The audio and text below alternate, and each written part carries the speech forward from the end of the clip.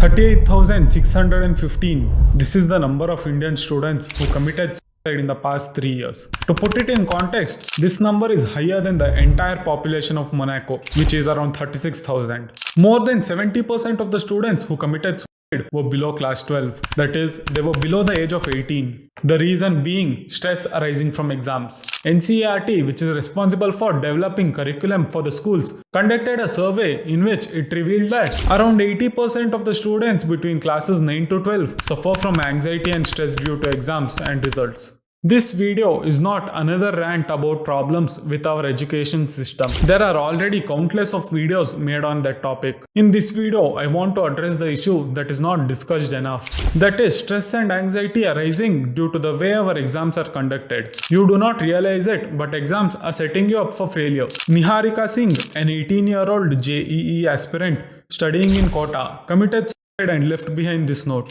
Mummy Papa, I cannot do JEE, so I I am loser, I was daughter. Sorry mummy papa, यही last option है. She was reportedly studying for 7 to 8 hours in a day, despite which she couldn't handle the stress of the exam and gave up even before attempting the exam. Young kids between the age of 14 to 17 are being pushed to such extremes that in an age where you should enjoy life and dream big, you are under constant stress and you feel that if you mess up in exams, it is the end of your life. I am sure every one of you would have felt like this. You feel that you will disappoint your parents or you will break their hopes. You are made to believe exams are everything, failing which your future is destroyed. You get panic attacks at the thought of failing exams. The underlying problem which no one addresses is the way exams are designed. Exams are literally destroying the lives of our students. And if you are thinking that I am making this video because I got less marks and want to rant about the problems, then sorry to disappoint you. I got 87% in 12th boards studying only one night before. I will reveal how later in the video. I secured an All India rank of 3,000 out of 60,000 students in CLAT. So I have been a decent student in my life. I have also discussed the solutions for exam stress and also revealed the secret of how I overcame exam stress and how you can implement it easily. First, let's understand what exam stress is and what are the causes. Exam stress, like it sounds, means the psychological and physiological reactions experienced by the students in response to the pressure associated with preparing for and taking examinations. It involves heightened levels of anxiety, nervousness and tension, which can impact a person's well-being, physical health and cognitive function during the exam period. But what is there in exams that students are being so stressed about? Why is it that the students feel that their life is over if they do not pass the exam? The reason is the way you are tested and the societal pressure that comes with it. There are major flaws in the manner that our exams are conducted or designed. It causes a lot of stress in the students, and upon that, the societal pressure breaks them completely. I have identified 4 main flaws in the ways our exams are conducted. The major flaws with our exams is that it rewards the person who can by heart the information. This picture depicts the reality as the people who are not good at memorizing are treated as failures in the society. We are all different and we learn differently, but we all are judged by the same thing, that is, how well we can memorize stuff. Here, your knowledge or your understanding is not being tested, but your ability to memorize is being tested. So, people like me who have a difficulty in memorizing stuff will always find these exams very difficult and take too much stress about it. It has come to a point that now students are encouraged to learn memorizing tricks. There are literally classes being held where students are taught how to memorize stuff. Doesn't anyone see this as a problem that has to be addressed? Okay, for once, let's just accept things as it is. So you have to memorize stuff and you will score well, right? Wrong. Your success majorly depends on your luck. I am not talking about bad luck in the sense, what if you had a bad day on the day of the exam? Or what if you were sick on the day of the exam? That is something unpreventable and no one can help it. I am talking about situations like these. In boards, your marks do not depend on how much effort you put in, but it depends on the person who corrects your paper. If the same answer sheet is checked by a lenient checker and a strict checker, you will end up scoring anywhere between 70 to 90. It is such a big gap, and if by bad luck you find a strict checker, then congrats, you are labeled as a failure in the society. This is not where it ends. You must have heard your teachers say this. Maintain a neat handwriting, your marks depends on the checker's mood, etc. Like absolutely, despite all the problems and tensions in my life, despite the pressure of boards and my future at stake, I will fix my handwriting and draw neat lines after every answer. And I will also pray that the checker is in good mood. Just look at these videos.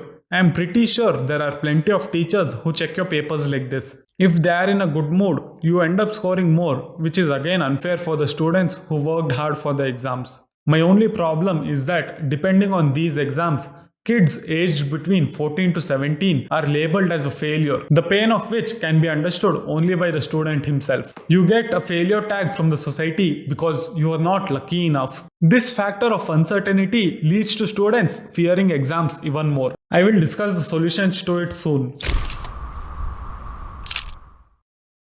The concept of exams has become a rat race. The term rat race describes the relentless and competitive pursuit of high academic achievement and top scores, often driven by external pressures and societal expectations. You are no longer studying for knowledge. You are just studying to get the satisfaction that you are ahead of the other losers. The competition is insanely high. You face pressure from your parents and the society. The stakes are very high for you to fail. Upon that, you are compared to every other person out there. Imagine this situation. You used to get around 70 marks out of 100. But for the next exam, you work very hard and score 85 marks out of 100. But what do you get in return? Appreciation? Nah. You will be compared to the Sharmaji ka beta who got 95 marks. You are constantly running in this rat race only to get your marks high and satisfy not yourself but the society, which eventually leads to stress and burnout. There are countless of students who are preparing very hard and giving their best for the competitive exams, but they are pushed so much by the society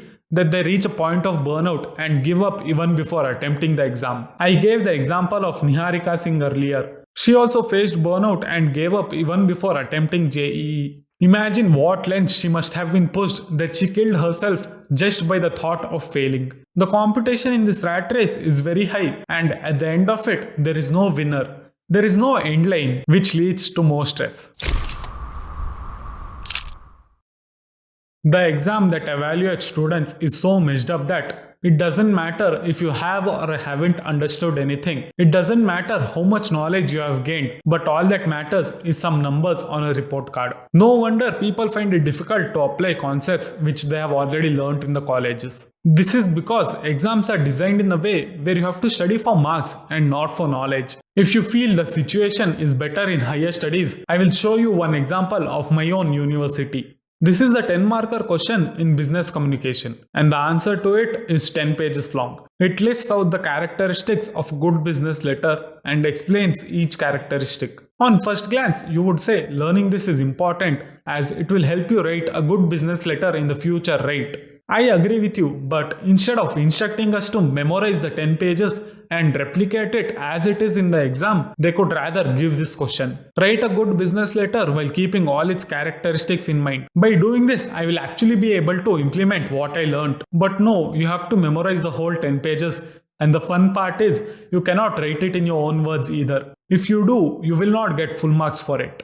Basically, just memorize it and dump it in the answer sheet. And mind you, this is university level. With an already outdated syllabus and curriculum, they do stuff like this. Then how can you expect students to learn or be prepared for anything? There is no conceptual learning. You are basically wasting 4 to 5 years of your precious time in your college doing pointless assignments and giving pointless exams just to get a piece of paper certifying that you are now capable of working in the industry. But are you capable? Not really. Anyways, this is the topic for another video which I will be releasing soon. So do subscribe for it. These were the reasons that causes stress in the students. Now let's discuss the solutions you can apply. If you search about this on the internet, you will get these answers. But trust me, the only way to actually handle exam stress and to not lose your sanity is to stop giving a f***. Just don't give a f*** about exams. By this, I don't mean to say don't study for the exams or completely stop caring about the exams. By doing that, you will just fail without trying, which is more harmful to you and your career. You have to still work as hard as you used to do. But mentally, you have to be in peace with the fact that it is just an exam and nothing more. This is how I scored 87% in 12th boards by studying only one night before the exams. I have been doing this since 9th standard and you can do it too. I was so done with exams that I stopped caring about them. I used to study only the important topics and glanced through everything by pulling an all-nighter and attempted the exam the next day. I used the Pareto principle, which says that for 20% of your effort, you get 80% of the results. But for the remaining 20% of the result, you will have to put in 80% more effort. I had no interest in topping the exams, as no matter how much I scored, there would be no satisfaction. And put it simply, I did not see the value in studying so hard. As I told earlier, I faced difficulty in memorizing stuff, so I rather focused on understanding the concepts and writing it in my own words. This has worked very well for me in the long run because I was gaining knowledge as I was more focused on understanding the stuff rather than memorizing it. But I did not follow this for important exams like CLAT. For CLAT, I was preparing for almost 2 whole years. So if your goal is to crack any entrance exam or top the boards, then do not follow this method. I was chill in my 12th boards because I had already gotten admission in the university. And the minimum marks that I had to score was just 50%. By saying don't give a about exams, I am not encouraging you guys to stop studying. Not at all. Because in India, for majority of the people, education is the only way through which you can better your financial situation or even have a stable career for that matter. I am saying this only to make you guys aware of the fact that not all exams are important. You should know how much importance must be given to which exam and also know that gaining knowledge is more important than scoring more marks. You have to drag down the importance of exam from the pedestal that you have created for them in your mind. One exam, no matter whichever it is, cannot dictate your life. It is not the end of the world if you do not crack one exam. Your life is more precious to your parents than a stupid exam. This line from Chichore sums it up perfectly. उनको लगता है कि वो exam में नहीं वो life में fail हो रहे हैं भाई। तेरे से आज अगर पूछेंगे कि मुझे क्या चाहिए, राघव की इंजीनियरिंग में सीट या कि मेरा बच्चा सही सलामत वापस आ जाए, मैं तो अपना बच्चा ही मांगूंगा ना यार। My channel is comparatively very small and support in any kind is very highly appreciated. Click here to watch other videos. I will meet you over there. Till then, keep pulling a scene.